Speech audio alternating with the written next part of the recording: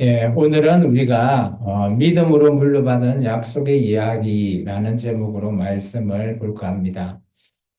우리가 창세기 말씀 중에서 하나님의 그 약속이 계속해서 이어져 가고 그것이 세대를 통해서 믿음으로 유산으로 물려받은 그 이야기를 하게 됩니다.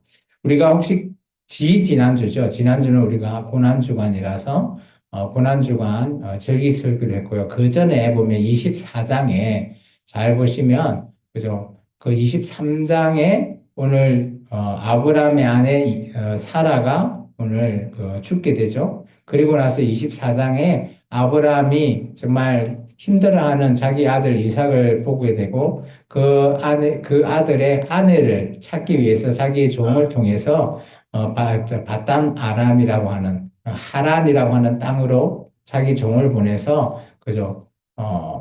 며느리 즉 이삭의 아내를 구해오게 하는 장면이 지난주 24장에 우리가 보게 됩니다. 그리고 나서 아브라함이 이제 보면 잘 한번 돌이켜 보시면 아브라함은 하나님한테 75세에 그죠? 오늘 갈대아 우르라고 하는 우상 장사를 하고 있는 그곳에서 하나님의 말씀을 듣게 되고 가나안 땅으로 출발하게 되죠. 그리고 나서 오늘 이제 우리가 말씀을 읽을 건데요. 오늘 25장에 보면 아브라함이 이제 죽게 되는 때가 옵니다. 그때 나이가 175세입니다. 그러면 100년이라고 하는 그 세월 동안 가나안 땅에서 자기의 고향인 그죠?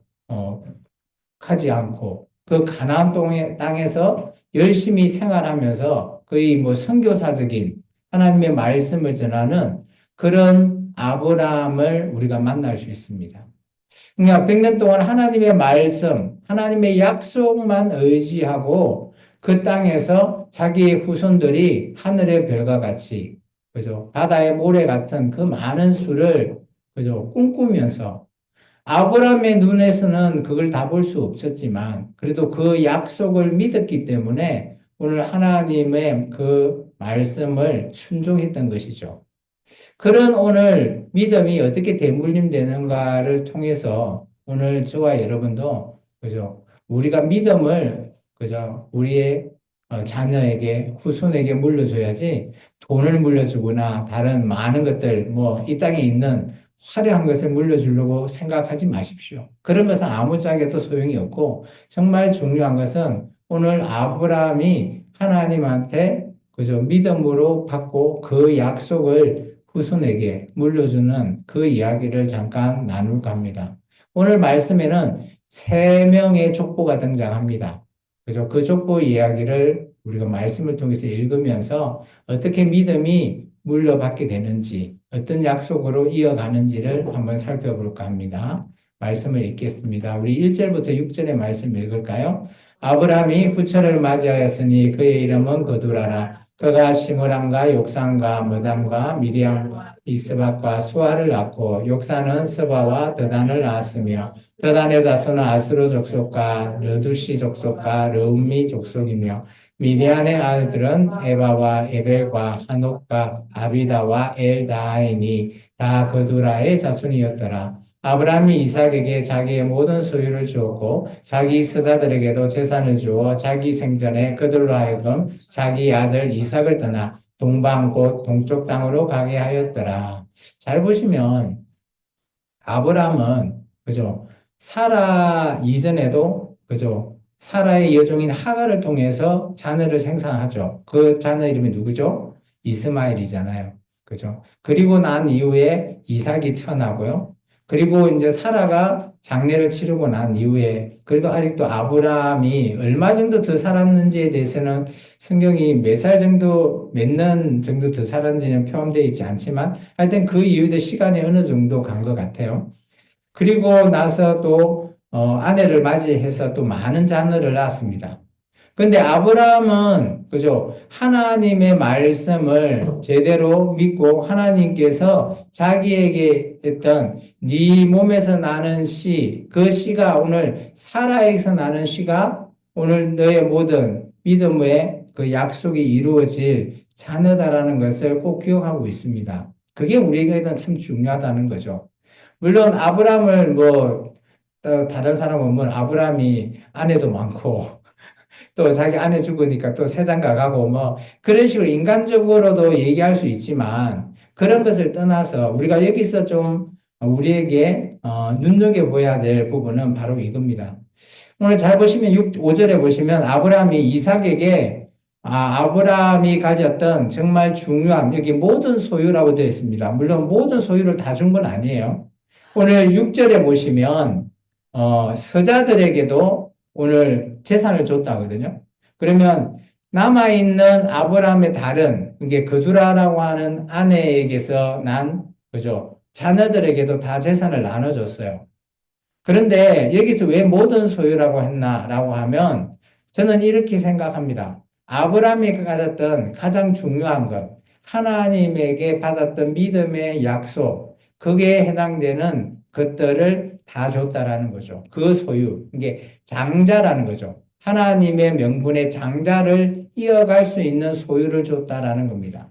이 당시에 장자권이라는 것은 참 중요합니다. 나중에 장자권이 이제 이 다음에 이삭의 아들들을 통해서 조금 장자권 쟁탈전을 하게 되는데 여기는 이삭은 어떻게 보면 그죠? 그런 쟁탈전을 하지 않아도 될 정도로 아브라함이 명확하게 이삭이 나의 후계자라는 것을 나의 뒤를 이어갈 것이라는 것을 명확히 알고 이렇게 행했습니다. 그리고 그 외의 아들들, 서자들이죠. 그들을 아예 이삭과 분리시켜 버립니다. 그리고 동쪽 땅으로 가게 만든 거죠. 그러면 지금 이삭이 어디에 있는가 하면 브엘라 헤로이라는 곳에 있거든요. 헤브론에서 조금 밑에 있는 지역인데 그곳에 이삭이 있으면 그 이삭과 마주치지 않게끔 따로 떨어뜨리게 만들어진 겁니다. 여기는 저는 한 두 가지 정도 있어요. 첫 번째는 왜 떨어뜨렸을까? 굳이 떨어뜨릴 이유는 없거든요. 왜냐면 이 당시에는 족장 시대다 보니까 사람이 많으면 많을수록 다른 민족의 침략을 막을 수도 있고 서로 굳건하게 의지가 되는 거잖아요. 인간적으로 봤을 때는. 그런데 저는 두 번째 이유를 말하고 싶습니다. 그건 뭔가 하면 잘 생각해보면 이삭이, 그죠? 이삭은 사라에게서 난 아들 한 명이죠. 근데 여기 그두라에게서 난 아들은 많잖아요. 혹시나 해서 이 이삭을 죽여버릴 수도 있습니다. 그렇기 때문에 아마 격리시키고 분리시키지 않았을까. 그리고 정말 중요한 것은 이삭을 통해서 아브라함의 성취된 약속이 이어져 나아가기를 원했기 때문에 그렇게 한 걸로 보여집니다. 그래서 우리가 믿음을 뭐 이렇게 물려주는 것도 중요하고요. 또 여기 아브라함의 이런 내용을 보면 우리가 분별하거나 또한 우리가 어떻게 이걸 해 나가야 되는지에 대해서 조금 생각을 하게끔 합니다. 그래서 이 아브라함은 명확하게 이삭에게 나의 모든 것들이 다 주겠다라고 결단을 했기 때문에 큰 문제가 없이 아마 모든 아브라함의 가장 중요한 그런 소유가 다 이삭에게로 넘어가는 걸로 보여집니다. 계속해서 좀 말씀 한번 볼게요. 7절부터 11절입니다. 같이 읽습니다. 아브라함의 학년이 175세라.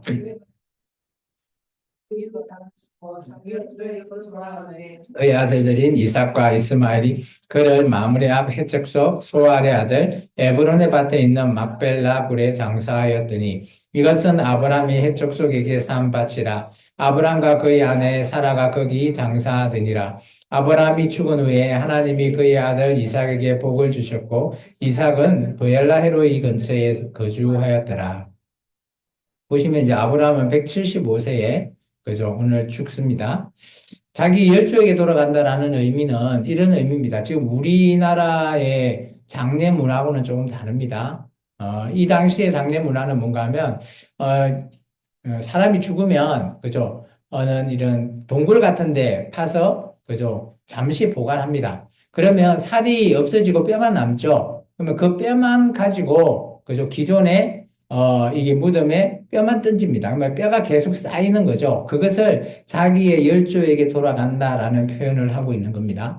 어쨌든 간에 오늘 이 막벨라 굴은 가장 먼저 아마 맨 밑에는 사라가 있고요. 그 위에 이제 아브라함이 같이 함께 묻히게 되는 거죠. 우리는 묻힌다는데 여기는 묻히는 건 아니죠. 뼈가 이렇게 이어져 있는 그런 쌓이는 걸로 생각하시면 좋을 것 같습니다. 그리고 나서 오늘 잘 보시면 9절에 보면 이때 상주가 이삭과 이스마엘입니다. 그러니까 아마 이스마엘은 잘 보시면 떠나요. 그리고 아마 이 아브라함이 죽었다는 소식을 듣고 다시 돌아온 것 같습니다. 그래서 아마 요즘 같으면 상주로 이렇게 온 것 같죠. 그리고 나서 오늘 잘 보시면 아브라함이 죽은 후에 하나님이 11절에 이삭에게 복을 줬다죠. 이 복이 뭡니까? 이 복은 뭐 잘 되는 복, 장수하는 복, 이런 복이 아니에요. 이 복은 바라크입니다. 아브라함에게 마찬가지로 네가 나를 무릎 꿇고 경외하면 내가 너에게 허락했던 그 약속, 하늘의 별, 바다의 모래 같은 네 자손을 준다라는 그것에 대한 복을 말하는 겁니다. 그래서 여기서 복은 바라크예요. 그죠? 재산을 불리고 뭐 장수하고 이런 복이 절대 아닙니다. 그렇기 때문에 오늘 아브라함이 모든 소유를 줬다라는 그 소유가 아마 바라크에 대한 그죠? 그거에 대한 소유의 복을 줬다라고 저는 생각되었습니다. 재물은 아마 균등하게 나눠서 다 나눠줬을 거예요. 그죠? 실제 사용되는 뭐 돈이나 이런 거는. 그런데 정말 중요한 하나님과의 약속의 믿음에 대한 복에 대한 것은 아마 그래도 가장 이삭을 통해서 하나님께서 창세기 22장에 그죠? 네가 저 모리아산 가서 이삭을 그죠? 제물로 번제로 드려라 했을 때 그때 아브라함과 아들 이삭 간에 뭐 성경은 자세히 기록되어 있지 않지만 그때 그런 상황들을 동시에 같이 하나님 앞에 여호와 이레 하신 하나님을 그들이 몸소 체험했기 때문에 아마 이 복에 대해서 이삭은 아브라함에 물려주는 것을 잘 알고 있지 않았을까 그렇게 여겨집니다. 그리고 두 번째 족보입니다. 이 이스마엘에 대한 족보가 나옵니다. 이게 또 다른 아브라함의 하나의 씨죠. 이 씨에 대해서 이렇게 소개하고 있습니다. 같이 읽습니다. 17절까지입니다. 사라의 여종 엑웬 하갈이 아브라함에게서 낳은 아들 이스마엘의 족보는 이러하니요. 이스마엘의 아들들의 이름은 그의 이름과 그 세대대로 이와 같으니라. 이스마엘의 장자는 느바요시요. 그 다음은 게달과 아프엘과 밉상과 미스바와 두마와 므사와 하답과 데마와 여둘과 나바스와 게더마니 이들은 이스마엘의 아들들이요. 그 총과 부락대로 된 이름이며 그 조속대로 12제자들이었더라. 이스마엘은 학년 137세에 기운을 다하여 죽어 자기 백성에게 돌아갔다. 라고 되어 있죠. 오늘 보면 이스마엘이 또 다른 아브라함의 씨로 태어난 자녀입니다. 근데 이제 이스마엘에게 대해서는 별다른 언급이 없어요. 그래서 근데 하나님께서 이스마엘에게도 네 씨에 대한 종족이 그래서 한 나라를 이룬다라고 했거든요. 그래서 아마 이 이스마엘이 많은 이런 사람들이 자기의 후손들이 나와져 있는 것을 볼 수 있습니다. 그리고 나서 이스마엘도 죽는 것으로 이어집니다. 그리고 나서 오늘 19절부터 18절까지 읽어야 되구나. 18절까지 해서 이제 되고 19절부터는 이제 또 다른 하나님의 약속을 이어받은 한 명, 바로 이삭이죠. 이삭에 대한 족보가 이어집니다. 19절부터 21절까지 읽겠습니다. 아브라함의 아들 이삭의 족보는 이러하니라. 아브라함이 이삭을 낳았고 이삭은 40세에 리브가를 맞이하여 아내를 삼았으니 리브가가 바단 아람의 족속 중 버두의 딸이요 아람의 족속 중 라반의 누이였더라. 이삭이 그의 아내가 임신하지 못하므로 그를 위하여 여호와께 간구하매 여호와께서 그의 간구를 들으셨으므로 그의 아내 리브가가 임신하였다라고 합니다. 이삭은 그죠? 오늘 아브라함 이제 다음에 이제 새로운 족보의 시작이 됩니다. 그죠? 그리고 이 이삭을 통해서 오늘 보시면 40세에 아내를 이제 결혼을 한 거죠. 그런데 오늘 나중에 보면 그죠? 나이로 봤을 때는 한참 있다가 애들을 놓거든요. 임신을 하지 못해서 하나님께 간구했는데 하나님께서 그 간구를 들었다라고 말하고 있습니다.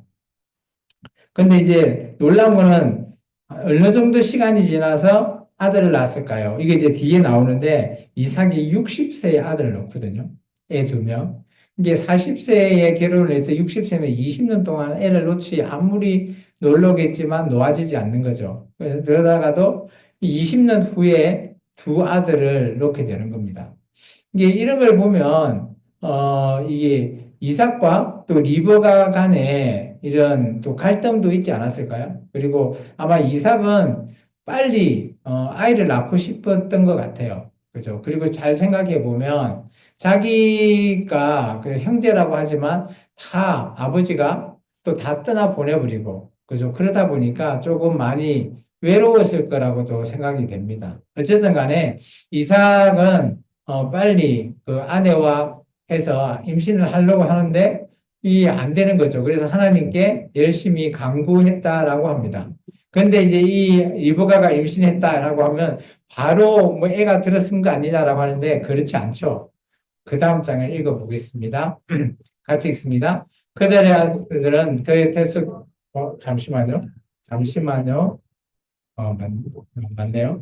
그 아들들이 그의 태 속에서 서로 싸우는지라 그가 이르되 이럴 경우에는 내가 어찌할꼬 하고 가서 여호와께 묻자온대 여호와께서 그에게 이르시되 두 국민이 내 투중에 태중에 있구나 두 민족이 내 복중에서부터 나누이니라 이 족속이 저 족속보다 강하겠고 큰 자가 어린 자를 승기리라 하셨더라 그 해상 기한이 찬적 태의 쌍둥이가 있었는데 먼저 나온 자는 붉고 전신이 털옷 같아서 이름을 에스라 하였고 계속해서요.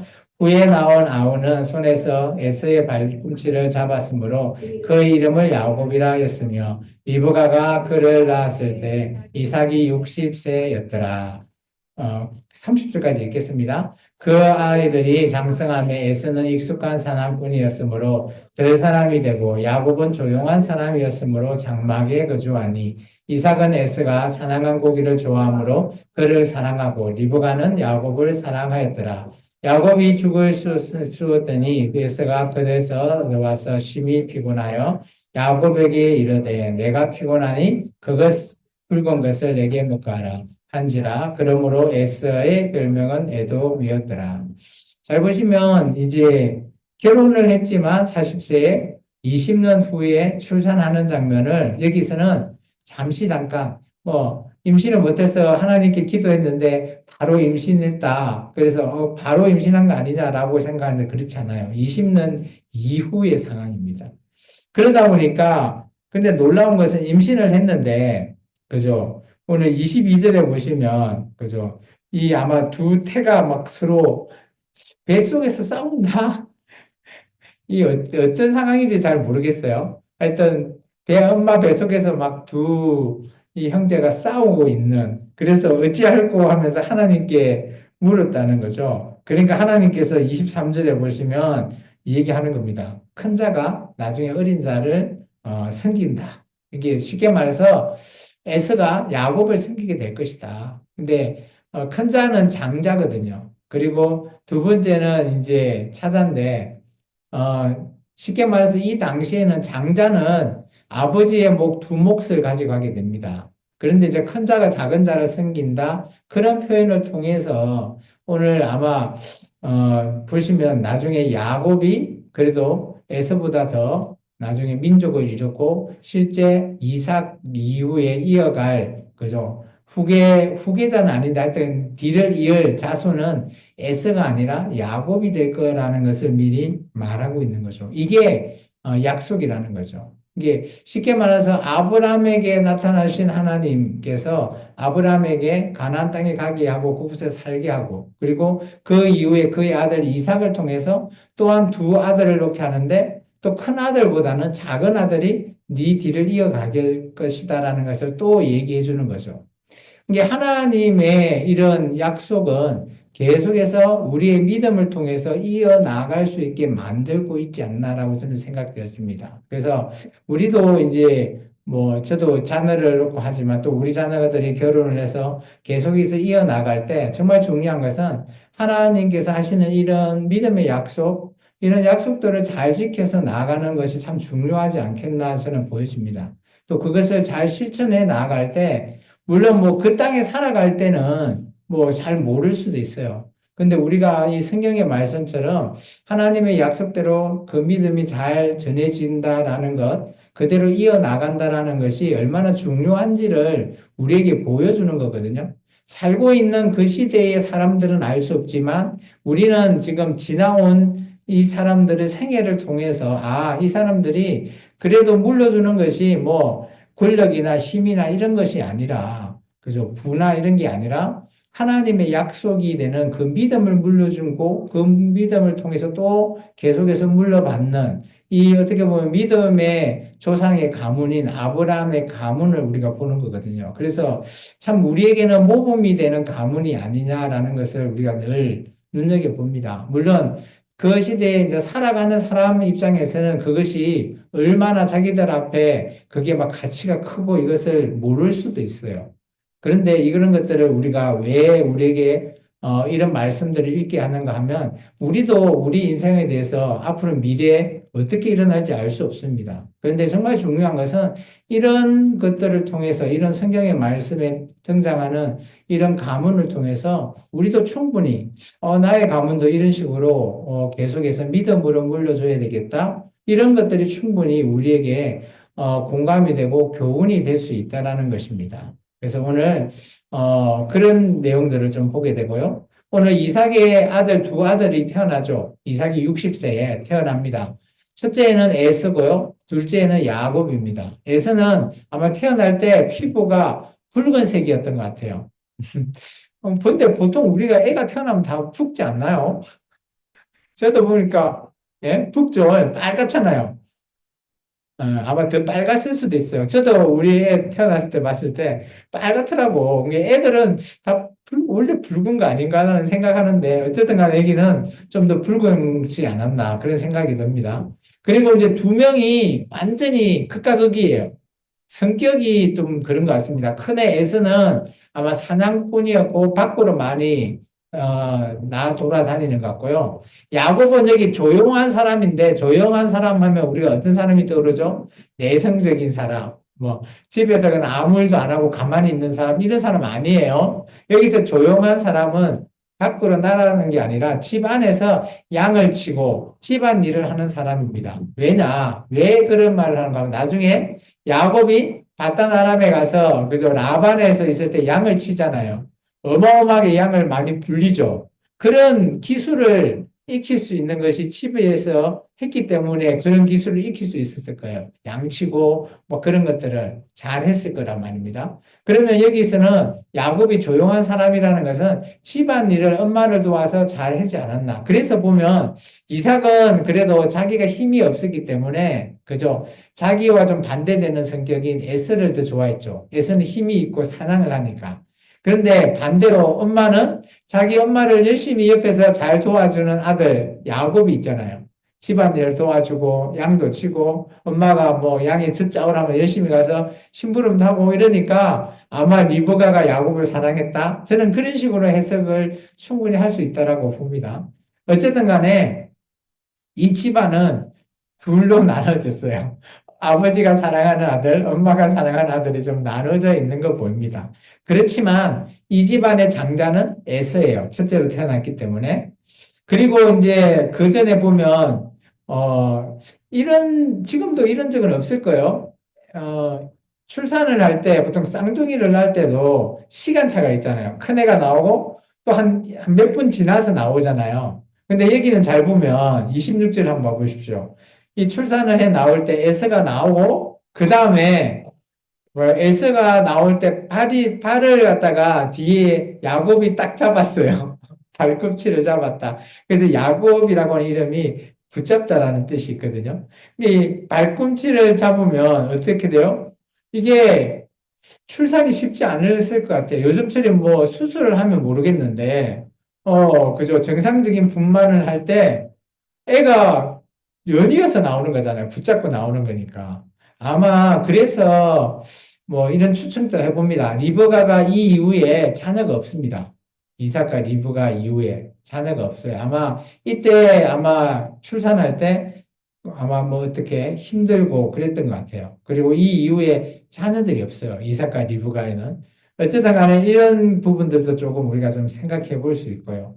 그리고 나서 이제 우리 29절 이후부터는 여기 이제 팥죽이라고 하는데 팥죽이 이제 좀 붓잖아요. 그래서 우리식으로 팥죽이라고 하는데 여기서 말하는 건 팥죽이 아니고 그냥 스프입니다. 스프. 근데 좀 붉은색에 띄고 있는 스프라고 생각하시면 좋겠어요. 그래서 에서의 별명이 에돔인데 에돔이라고 하는 뜻도 붓다라는 뜻이 있고요. 그리고 아까 팥죽 있잖아요. 그 붉은 스프. 그 스프도 오늘 붉은색이잖아요. 그래서 이게 30절에 보면 붉은 것, 애돔, 이것이 언어의 유의예요. 우리가 보면 밸런스를 맞추는 언어의 유의라고 보시면 좋을 것 같아요. 그것을 오늘 가지고 장자의 명분을 팔라고 합니다. 그 야곱이. 그게 31절부터 34절이죠. 같이 읽습니다. 야곱이 이르되 형의 장자의 명분을 오늘 내게 팔라.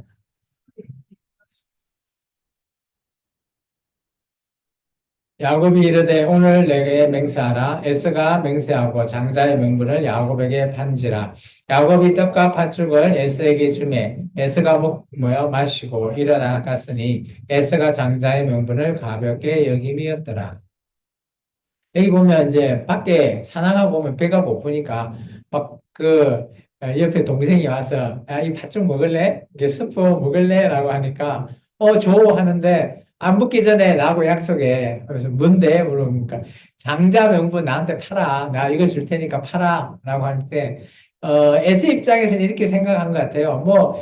그래, 팔게 해놔도 이 장자, 본인이 장자니까 이게 팔고 말고 하는 상황이 아니라고 생각을 한 것 같아요. 그래, 팔게 라고 하면서 얼른 줘 하면서 열심히 먹었겠죠. 배가 고프니까. 근데 그 부분을 물론 아버지나 어머니도 다 봤을 거고 자기 형도 약속은 했겠죠. 그런데 오늘 여기 보면 가볍게 여겼다. 기존에 개혁한 거는 경홀히 여겼다라고 표현이 돼요. S가. 근데 이것을 누가 판단했나라고 하면 하나님입니다. 이게 참 중요한 거죠. 사람들에게는 내가 아무리 판단한다고 이게 바뀌는 거 없으니까 그냥 나 먹고 그냥 이 S 입장에서는 그냥 쉽게 생각한 거고 야곱은 저 장자의 명분을 내가 받아야 돼 하면서 열심히 그 명분을 받을 거라고 말도 안 되는 그런 상황을 하고는 있지만 그런 부분을 오늘 하나님께서 열심히 보고 계시는 겁니다. 이게 우리가 하고 있는 모든 일이 어떻게 보면 말도 안 되는 그런 일 같지만 그런 일도 지금 하나님이 보고 계신다라는 것을 우리가 좀 생각을 해야 돼요. 그래서 이 땅을 살아갈 때 말도 안 되는 거 이거 내가 어떻게 왜 해? 라고 할 수도 있지만 오늘 이런 상황을 좀 돌이켜 보면 이런 것 속에서도 정말 그래도 하나님께서는 에서의 이런 장자의 명분을 그저 가볍게 여기는 것도 봤지만 그거보다는 야곱이 그래도 열심히 장자의 명분을 사보겠다고 열심히 하고 있는 그런 것을 통해서 좀 긍휼히 여기지 않았을까. 저는 그런 것도 좀 보거든요. 이게 우리가 아무리 이 잘난 척하고 아니면 모든 걸 한다고 내 마음대로 한다고 해서 그게 되는 거 아니잖아요. 하나님께서 우리를 긍휼히 여기지 않으시면 그걸 이룰 수 없거든요. 그렇다고 이 장자의 명분을 주고 사고 파는 문제가 아닙니다. 이것은. 그죠? 그런 문제지만 이 야곱의 이런 어떻게 보면 열인가요? 아니면 정성인가요? 어쨌든 간에 장자의 명분을 사볼 거라고 열심히 또 형님의 가진 거를 뺏어 보려고 하고 있는 이런 야곱을 보고 우리는 좀 어이없이 웃을 수 있지만 하나님은 그런 것까지도 더 살필 수 있습니다. 그리고 나중에 자기 아버지가 축복하는 것도 뺏어버리잖아요. 이제 그런 것들을 보면 인간적으로는 그거는 하면 안 되는 거잖아요. 인간적으로는. 그렇지만 하나님께서는 그런 것까지도 보고는 계신다라는 겁니다. 이게 우리의 모든 일거수일투족을 하나님은 보고 계신다. 내가 잘하고 있든 못하고 있든 그렇다고 우리가 그런 걸 뺏어라라고 하는 건 아니지만 오늘 하나님께서 약속이라는 것에 의해서 그 약속이 아버지 아브라함에게 줬던 그 약속이 오늘 아들 이삭에게 가고요. 그 아들 이삭에게 계속 물려진 약속이 오늘 야곱에게 가게 되는 그 스토리를 오늘 이 창세기가 보여주고 있는 겁니다. 그 안에는 뭐가 있는가 하면 믿음이라는 게 있다라는 거예요. 그래서 우리가 믿음이 얼마나 중요하고 하나님의 약속 또 우리가 사람들 간의 약속도 우리가 얼마나 잘 지켜야 되는 건지에 대해서도 보여주고 있습니다. 그래서 오늘 말씀을 통해서 우리가 다시 한번 더 하나님께서 우리에게 약속하신 그래서 그것을 잘 기억하시면서 오늘 우리가 믿음 안에서 잘 살아낼 수 있는 저와 여러분이 되기를 주의 이름으로 축원합니다.